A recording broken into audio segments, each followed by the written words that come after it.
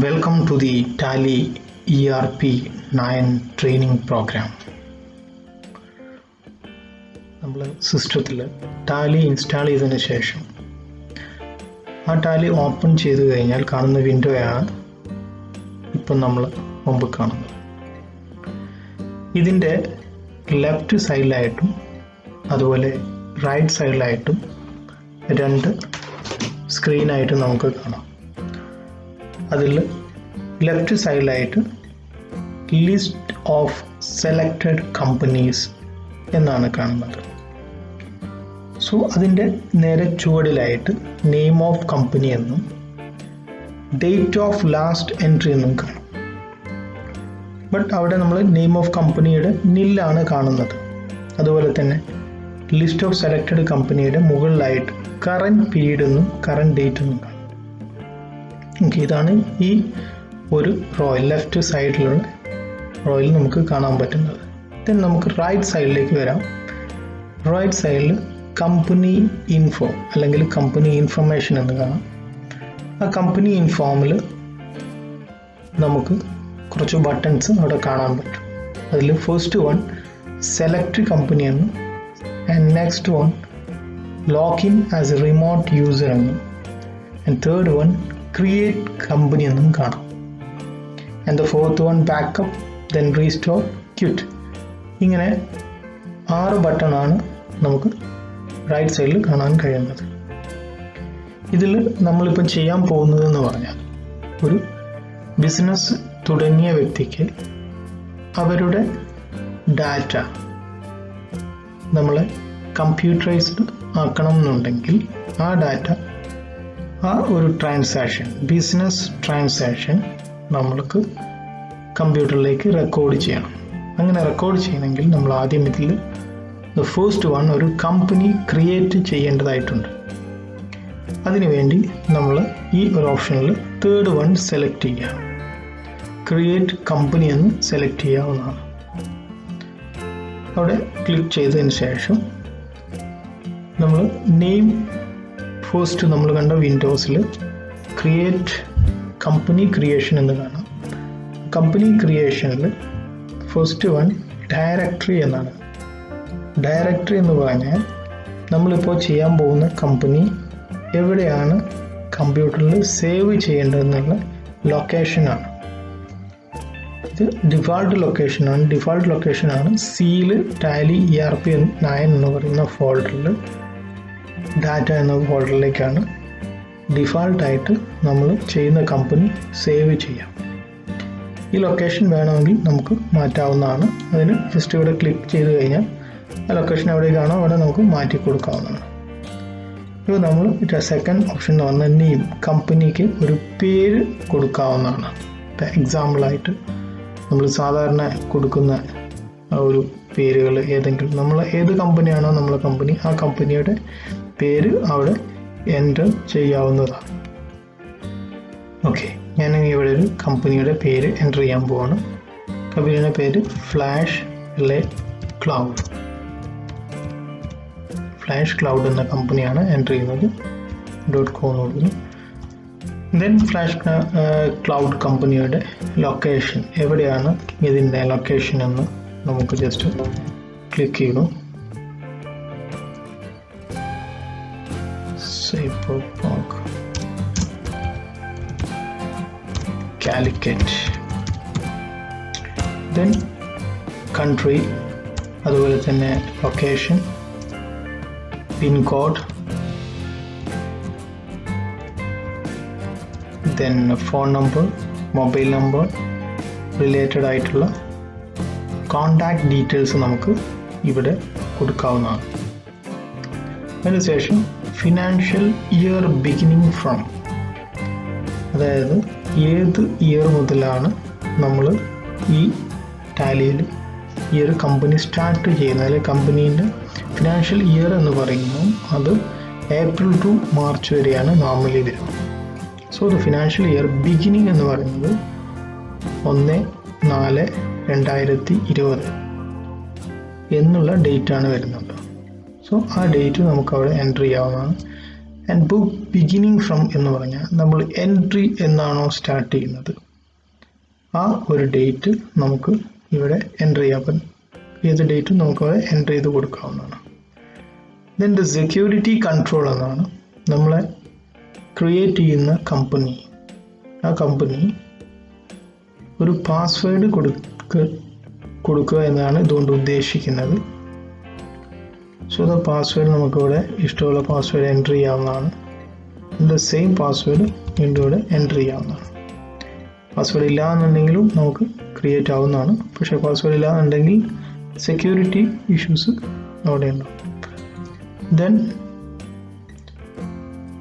User security control എന്നുള്ളത് നമുക്ക് yes കൊടുത്തു കഴിഞ്ഞാൽ സെക്യൂരിറ്റി കുറച്ചുകൂടി സ്ട്രോങ് ആക്കി ചെയ്യാൻ പറ്റും.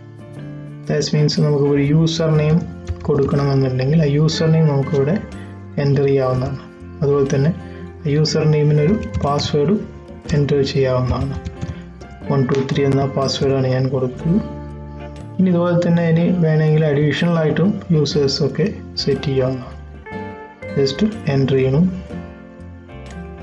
ദെൻ എക്സിറ്റ് ബട്ടൺ പ്രസ് ചെയ്യണം. എക്സിറ്റ് ബട്ടൺ പ്രസ് ചെയ്ത് കഴിഞ്ഞാൽ കമ്പനി ക്രിയേറ്റ് ചെയ്യാനുള്ള പ്രോസസ്സിങ്ങിലേക്ക് മൂവ് ചെയ്യും.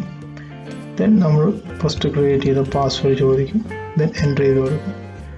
ആൻഡ് യുവർ കമ്പനി നമ്മൾ ക്രിയേറ്റ് ചെയ്ത user name and password. Then automatically നമ്മളെ സിസ്റ്റം ആ ഒരു കമ്പനി ഇവിടെ ക്രിയേറ്റ് ആയി. നമുക്ക് ലെഫ്റ്റ് സൈഡിൽ കമ്പനി ക്രിയേറ്റ് ആയിട്ട് കാണാം. flashcloud.co. നേരത്തെ ഇവിടെ നില്ലായിരുന്നു. അതുപോലെ തന്നെ കറണ്ട് പീരീഡ് എന്നുള്ള ഇപ്പം സെലക്ട് ആയി. നമ്മൾ അവിടെ കൊടുത്ത കറണ്ട് പീരീഡ് സെലക്ട് ആയി. ആൻഡ് കറണ്ട് ഡേറ്റും അതുപോലെ തന്നെ ഇവിടെ കറക്റ്റായിട്ട് വന്നിട്ടുണ്ട്. Then list of the company, date of the vouchers ഒന്നും തന്നെ എൻ്റർ ആയിട്ടില്ല. ഇപ്പം നമ്മൾ ക്രിയേറ്റ് ആയ കമ്പനി എന്ന് പറയുന്നത് അക്കൗണ്ട്സ് വിത്ത് ഇൻവെൻട്രി എന്ന കമ്പനിയാണ്. ഈ ഒരു കമ്പനിയിൽ നമുക്ക് അക്കൗണ്ട്സും എൻ്റർ ചെയ്യാവുന്നതാണ്. കൂടാതെ ഇൻവെൻട്രി മീൻസ് സ്റ്റോക്ക് കൂടി എൻ്റർ ചെയ്യാൻ പറ്റുന്ന രൂപത്തിലാണ് ഇപ്പോൾ ക്രിയേറ്റ് ചെയ്ത് വെച്ചിരിക്കുന്നത്. ഓക്കെ, ഇനി ഇതെല്ലാം നമുക്ക് അക്കൗണ്ട്സ് മാത്രമായി വേണമെങ്കിൽ അങ്ങനെയും ചെയ്യാവുന്നതാണ്. ഇവിടെയാണ് ഗെറ്റ് വേ ഓഫ് ടാലി എന്ന് ക്രിയേറ്റ്. നേരത്തെ കമ്പനി ഇൻഫോ മാറി, ഇപ്പം ഗെറ്റ് വേ ഓഫ് ടാലി എന്നാണ് ഇവിടെ നമുക്ക് കാണാൻ പറ്റുന്നത്. ആൻഡ് ഗെറ്റ് വേ ഓഫ് ടാലിയിൽ മാസ്റ്റേഴ്സ്, അതുപോലെ transactions, utilities and audit and report എന്നിങ്ങനെ 5 പാർട്ടായിട്ട് നമുക്ക് കാണാവുന്നതാണ്. ഈ 5 പാർട്ടിൽ മാസ്റ്റേഴ്സ് എന്ന് പറയുന്നതിൽ നമുക്ക് 2 ഓപ്ഷൻ, അക്കൗണ്ടിങ് ഇൻഫർമേഷൻ എന്നും ഇൻവെൻട്രി എന്നും 2 ഓപ്ഷനായിട്ട് കാണും. അക്കൗണ്ടിങ് ഇൻഫർമേഷൻ അതുപോലെ ഇൻവെൻട്രി ഇൻഫർമേഷൻ എന്നും 2 ഓപ്ഷൻ കാണും. അതുപോലെ തന്നെ ട്രാൻസാക്ഷനിൽ അക്കൗണ്ടിങ് വൗച്ചേഴ്സ് എന്നും ഇൻവെൻട്രി വൗച്ചേഴ്സ് എന്നും 2 ഓപ്ഷൻ കാണാവുന്നതാണ്. ദെൻ യൂട്ടിലിറ്റീസിൽ ഇമ്പോർട്ട് ഡാറ്റ എന്നും ബാങ്കിങ് എന്നും കാണും. അതുപോലെ തന്നെ നെക്സ്റ്റ് 4th സെക്ഷനായ ഓഡിറ്റ് എന്നുള്ള ഒരു പുതിയ സെക്ഷനും കൂടി കാണാം, ഓഡിറ്റ് എന്ന section. And the 5th one is report എന്ന് പറയുന്ന ബാലൻസ് ഷീറ്റ്. നമുക്ക് ബാലൻസ് ഷീറ്റ് എന്ന് പറയുന്നത് കാണാം. അതുപോലെ profit and loss account and stock summary, ratio analysis and display. ഇങ്ങനെ ഇത്രയും പാർട്ടാണ് നമുക്കൊരു ടാലിയിൽ എൻ്റർ ചെയ്യാനുള്ളത്. ഇപ്പോൾ സാധാരണ ഒരു ടാലി എന്ന് പറഞ്ഞാൽ അത് ഒരു കമ്പ്യൂട്ടറൈസ്ഡ് അക്കൗണ്ടിങ് സോഫ്റ്റ്വെയറാണ്. നമ്മളെ സാധാരണ മാനുവലായിട്ട് എൻ്റർ ചെയ്യുന്ന ഒരു കമ്പനിയുടെ റെക്കോർഡ്സ് നമുക്ക് ഡിജിറ്റൽ ഫോർമാറ്റിലായിട്ട് കൺവേർട്ട് ചെയ്യുന്ന സിസ്റ്റമാണ് ടാലി എന്ന് പറയുന്നത്. ടാലിയുടെ അഡ്വാൻസ് രൂപമൊക്കെ ഉണ്ട്. അതിൽ ആണ് ടാലി ERP എന്ന് പറയുന്ന സിസ്റ്റം വരുന്നത്.